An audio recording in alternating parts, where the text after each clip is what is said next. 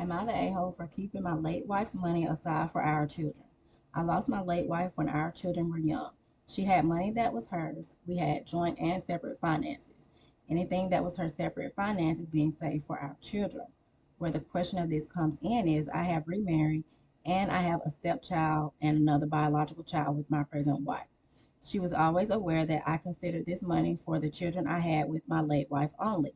But recently, she feels it's unfair because they have money set aside for their future that will at least help them get started after they turn 18, while we sometimes had to make sacrifices due to inflation, etc.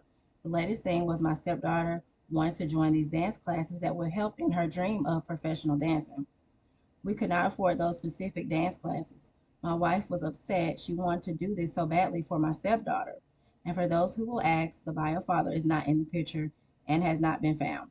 So he can't pay child support. And yes, he was searched for on more than one occasion, but my wife has no idea where her ex is.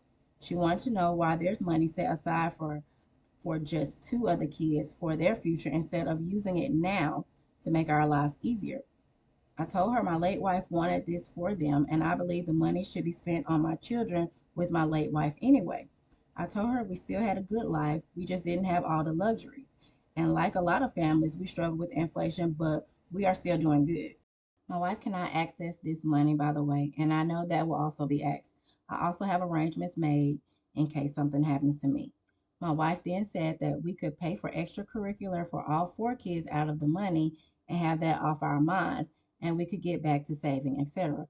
I said no. She told me I'm acting like my late wife had left a will with instructions, which she didn't, and she also accused me of treating my stepdaughter and my youngest child like they were less deserving.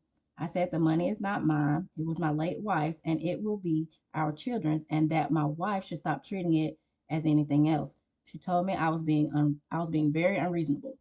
So, am I the a-hole for keeping my late wife's money aside for our children?